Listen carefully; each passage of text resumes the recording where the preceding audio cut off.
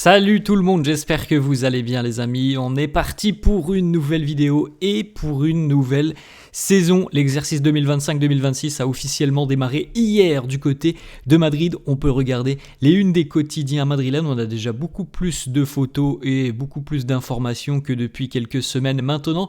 Le quotidien AS qui titre « Volver a empezar ». On recommence tout, on repart de 0, on essaye de prendre un nouveau départ. Voilà la une du quotidien AS.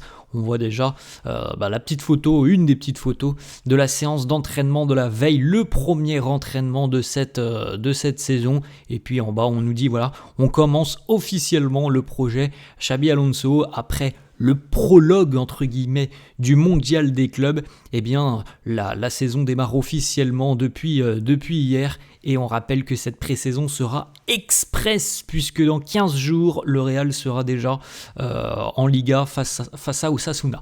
On enchaîne avec la une du quotidien Marca qui titre Baby Madrid où on retrouve Dean Huijsen, Franco Mastantuono d'ailleurs, on le dit tout de suite, il n'y a aucune photo de Mastantuono les amis hier à l'entraînement, ni même une photo en individuel parce que il n'a pas 18 ans Franco et donc on ne le verra pas encore pendant une petite dizaine de jours, son anniversaire étant le 14 août. On ne le verra pas s'entraîner avec l'équipe première. Arda Güler aussi présent sur cette une et Hendrik. À noter les amis que la moyenne d'âge du Real Madrid pour cette année, là, si on se base sur l'effectif actuel du Real, c'est 25 ans et 7 mois. C'est tout simplement la plus jeune équipe du Real au 21e siècle. Une donnée quand même importante. Alors il est vrai qu'on a perdu un joueur comme Luka Modric qui faisait aussi quand même un petit peu grimper la moyenne d'âge. Mais oui, on a perdu un joueur comme Luka Modric, mais on a eu aussi quand même un gros rajeunissement de l'effectif avec par exemple Dean Huijsen, Mastantuono ou encore un joueur comme Alvaro Carreras aussi. Donc voilà, la moyenne d'âge du Real est assez basse cette saison. C'est la première fois tout simplement au 21e siècle que la moyenne d'âge est si basse. On continue les amis et on va regarder donc les premières photos de l'entraînement de la veille, des visites médicales. Alors on peut regarder évidemment le traditionnel examen médical pour tous les joueurs. Ça c'était hier matin et vous voyez les joueurs qui ont tous participé et ont tous eu le sourire. Des informations qui sont sorties de ces examens médicaux, aucun problème, à part évidemment les joueurs qui sont déjà un petit peu touchés par des pépins physiques, mais on en parlera brièvement tout à l'heure. Ferland Mendy lui aussi était présent et d'ailleurs on parlera justement de Ferland qui fait partie des joueurs hier, ils étaient 3 qui n'ont pas participé à l'entraînement collectif. Dean Huijsen, le retour des vacances pour le nouveau défenseur du Real Madrid qui nous dit voilà les vacances se sont très bien passées avec pas mal de moments avec ma famille mais je me suis aussi entraîné donc voilà j'étais très impatient aussi de revenir du côté du Real et de démarrer cette nouvelle saison. La petite photo pour Alvaro Carreras, premier entraînement sous les couleurs du Real pour le jeune défenseur qui connaît bien la maison, puisqu'il a déjà passé 3 ans du côté du centre de formation du Real. Et les petites photos aussi les amis, donc il manque Mastantuono, mais on l'a évoqué tout à l'heure, les petites photos des nouveaux, des petits nouveaux de cet été, en l'occurrence Trent Alexander-Arnold, Alvaro Carreras et Dean Huijsen. Ensuite, évidemment, ça c'était dans l'après-midi, il était 18h lorsque les premiers coups de sifflet de Xabi Alonso ont résonné au centre d'entraînement. C'était le premier entraînement de cette saison. Vous avez quelques petites images de ce premier entraînement orchestré évidemment par Xabi Alonso, l'entraîneur du Real. Son aventure démarre, on va dire officiellement. On avait, cette compétition, la Coupe du Monde des clubs, qui était présente et il fallait bien un entraîneur sur le banc. Donc il a fait ce qu'il a pu et je pense que la demi-finale est quand même un résultat satisfaisant pour le Real. Après, comme on l'avait évoqué il y a quelques semaines, les amis, à l'heure actuelle, le Real est très très loin d'une équipe comme le Paris Saint-Germain. Donc vraiment, le travail démarre maintenant. Arda Güler à l'entraînement hier, Rodrigo aussi qui était lui de retour aussi de ses vacances où on a entendu beaucoup de choses autour de Rodrigo. Rodrigo qui nous dit Volvemos a la oficina, retour au bureau, retour à la maison pour le Brésilien.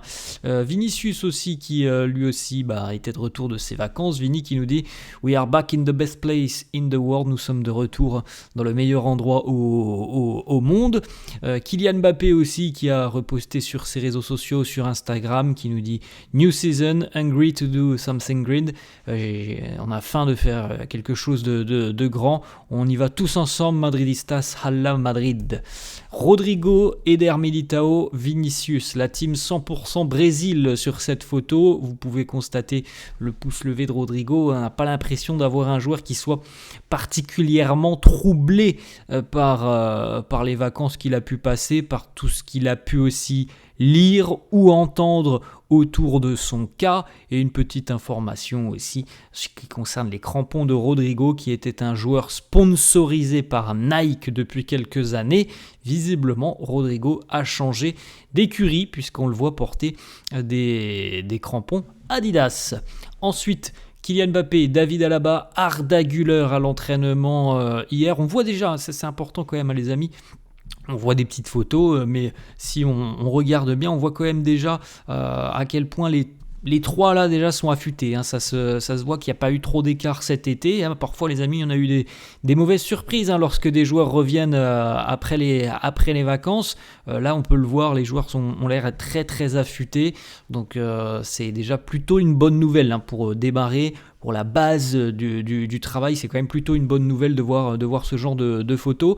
Autre information très positive, visiblement, c'est l'écho de cette première séance d'entraînement. David Alaba a participé à l'intégralité de la séance d'entraînement avec l'équipe et sans aucun bandage au niveau du genou, rien chez David Alaba. Donc ça c'est positif quand on connaît les péripéties de la dernière saison de David, voire même un peu plus que la dernière saison. C'est plutôt positif de le voir déjà démarrer comme ça. Après, on en a longuement parlé de David Alaba cet été les amis. Moi je pense que ça va être compliqué pour David d'aller chercher du temps de jeu. Je peux me tromper, j'espère me tromper. Tant mieux pour lui si il arrive à rentrer dans la tête de Xabi Alonso. Comme on l'a dit, il a quand même un argument à faire valoir. David Alaba, c'est que c'est un joueur qui techniquement en défense est très à l'aise en ressortie de balle, et ça c'est vraiment une grosse qualité je pense dans l'idéologie de Xabi Alonso. Après, je pense que David, pour moi, à l'heure actuelle, il n'est pas parmi les titulaires. Je pense qu'il y a d'autres joueurs qui lui seront préférés. Mais bon, on verra bien. C'est quand même quelqu'un qui a une carrière immense, qui a dû, au cours de nombreuses années, justement faire jouer ses qualités par rapport à la concurrence. Donc on lui souhaite évidemment aussi cette saison de justement pouvoir concurrencer un peu les autres. Ensuite, petite information justement sur cette première séance d'entraînement, les joueurs ont effectué des exercices très intenses dès le premier jour. En même temps les amis, la pré-saison est tellement courte que ça va être une pré-saison anormale où on va devoir travailler peut-être d'une manière que l'on ne connaît pas sur d'autres pré-saisons. On va devoir travailler avec cet objectif qui est très très proche dans 15 jours, le premier match, alors que normalement, une pré-saison idéale, c'est entre 30 et 40 jours. Les joueurs ont effectué donc des exercices très intenses de travail de possession de balles sous pression avec de longues courses, des combinaisons. À noter qu'Hendrick, Bellingham et Ferland Mendy sont restés à part et ont participé à un entraînement plutôt individualisé. Rodrigo, les informations de Fabrizio Romano, on l'a évoqué hier, je pense que tout le monde a compris maintenant la tendance. Rodrigo est amoureux du Real Madrid, il est très heureux d'être ici, de se battre pour sa place. Il n'est pas un joueur désespéré de quitter le Real Madrid, loin de là. Si une très grande équipe arrive en fin de mercato et lui offre quelque chose d'intéressant, où il pourra peut-être occuper le rôle de numéro 1, de star de l'équipe, on verra bien ce qu'il se passera, mais ce n'est pas le cas à l'heure actuelle. Voilà l'information de Fabrizio Romano. Rodrigo d'ailleurs n'imagine pas pour le moment que son moment n'est plus là du côté de Madrid. Il pense qu'il peut encore aider l'équipe, donc il n'y a aucune aucune velléité de départ, de désespération de Rodrigo. La tendance, comme on l'a évoqué hier, les amis, c'est plutôt qu'il continue cette année. Ensuite, le joueur qui a été le plus acclamé par la foule hier lors de son arrivée à l'entraînement, c'est Vinicius, qui visiblement a déchaîné les passions. La voiture de Vinicius a dû s'arrêter un petit peu hier lors de son arrivée à l'entraînement, parce qu'il y avait quand même beaucoup de monde qui ont crié son prénom, qui ont tenté évidemment de prendre quelques petites photos avec lui. Petite information importante, on vient de l'évoquer, les amis, les temps de préparation avant cette saison 2025-2026, et ça fait écho un petit peu aussi au fait que la Ligue de Javier Tebas a décidé de ne pas accepter la requête du Real et d'Osasuna de reporter cette première rencontre de Liga. Les temps de préparation, donc le Barça aura eu 33 jours avant son premier match de Liga. Le Barça est toujours en Asie. À l'heure actuelle, il fait d'ailleurs une pré-saison très convaincante. Ils mettent des gifles à tous leurs adversaires asiatiques. L'Atlético aura eu 27 jours, le Real 15. Voilà, la différence, elle est là quand même, les amis. Donc, on travaille sous pression avec une deadline très rapprochée, et ça peut avoir un impact, les amis. Ça peut avoir évidemment un impact sur les premières semaines de travail. Petite information, selon Arantxa Mobile, Endrick était tout proche de rejoindre la Real Sociedad sous la forme d'un prêt, mais à la dernière minute, le deal s'est écroulé, visiblement en cause la blessure d'Endrick. C'est ce qui aurait refroidi la Real Sociedad. Donc il y a maintenant quasiment aucune chance qu'Endrick quitte le club sous la forme d'un prêt, selon Arantxa Mobile. Bon, il reste encore 3 semaines de mercato. Le Napoli est sur le point de signer Miguel Gutiérrez, le défenseur de Gérone. A noter que le Real détient toujours 50% des droits du joueur, donc le Napoli serait sur le point de le signer pour 18-20 millions d'euros. Donc il y aurait peut-être une belle rentrée d'argent du côté du Real si cette vente est officialisée dans les prochains jours.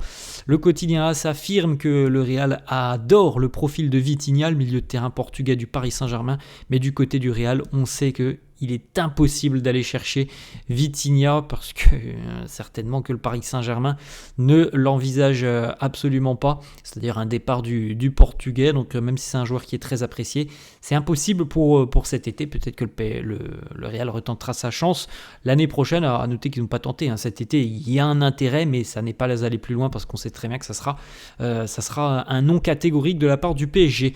Andriy Lunin, c'est le Chiringuito qui nous annonce que Lunin a confirmé son intention et son désir de rester au Real cette saison, et donc de continuer à être le numéro 2 derrière Thibaut Courtois.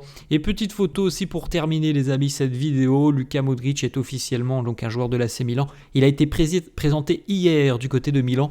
Il y avait beaucoup de supporters rossoneri qui étaient présents pour accueillir Luka. On lui souhaite évidemment plein de bonnes choses dans cette nouvelle aventure du côté de l'Italie. On suivra évidemment d'un œil très averti ses performances avec l'AC Milan. Voilà les amis, la fin de cette vidéo. J'espère que ça vous a plu. N'hésitez pas comme d'hab à lâcher un petit pouce bleu. N'hésitez pas non plus à vous abonner à la chaîne. Je vous souhaite une très bonne journée. Je vous dis à la prochaine. Ciao.